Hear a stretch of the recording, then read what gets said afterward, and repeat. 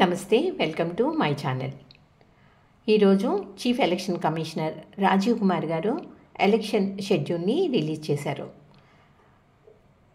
2024 elections దేశంలో అన్ని రాష్ట్రాల పార్లమెంటు స్థానాలతో పాటుగా 4 రాష్ట్రాల అసెంబ్లీ స్థానాలకు కూడా ఎన్నికలు జరగనున్నాయి. అలాగే బై ఎలక్షన్స్ ఎక్కడెక్కడ వేకెన్సీ ఉందో ఆ బై ఎలక్షన్స్ కూడా ఈ షెడ్యూల్లోనే జరుగుతాయని చెప్పారు. ఆ 4 రాష్ట్రాలు ఆంధ్రప్రదేశ్, ఒరిస్సా, అరుణాచల్ ప్రదేశ్, సిక్కిం. ఇవి అసెంబ్లీకి కూడా ఎలక్షన్స్ జరుగుతాయి. ఇవి ఎలక్షన్స్ అనేవి 7 ఫేజుల్లో జరుగుతాయి. అవి వరుసగా ఏప్రిల్ 19th, ఏప్రిల్ 26th, మే 7th, మే 13th, మే 20th, మే 25th, జూన్ 1st. ఈ 7 ఫేజుల్లో ఎలక్షన్స్ జరుగుతాయి. ఆంధ్ర, తెలంగాణ మే 13th జరుగుతున్నాయి 4వ ఫేజ్లో. అలాగే జూన్ 4th రిజల్ట్ వస్తుంది. అదే రోజు తెలంగాణ బై ఎలక్షన్ కూడా జరుగుతుంది కంటోన్మెంట్కు.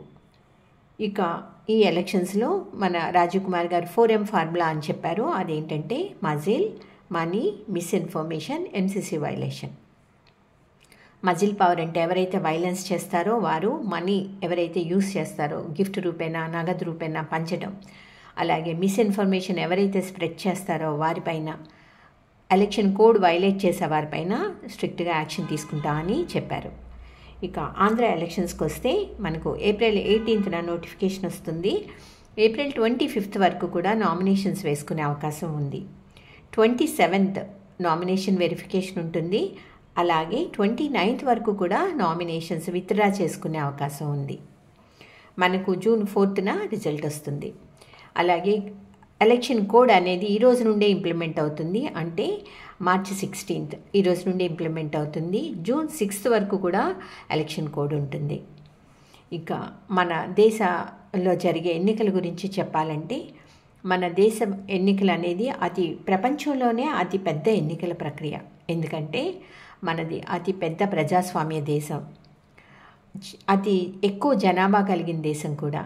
మన దేశంలో ఓటర్స్ సంఖ్య 97 కోట్ల మంది. అలాగే ఈ 2024 ఎలక్షన్స్ కోసం కొత్తగా నమోదు చేసుకునేవారు 1.82 కోట్ల మంది యువత కొత్తగా ఓటు నమోదు చేసుకున్నారు.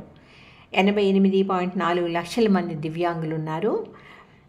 అలాగే మనకు 1.5 కోట్ల మంది ఎంప్లాయీస్ను ఈ ఎలక్షన్స్కు నియమిస్తున్నారు.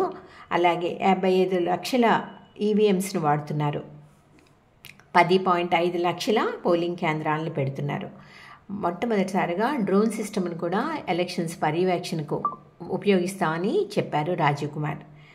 అలాగే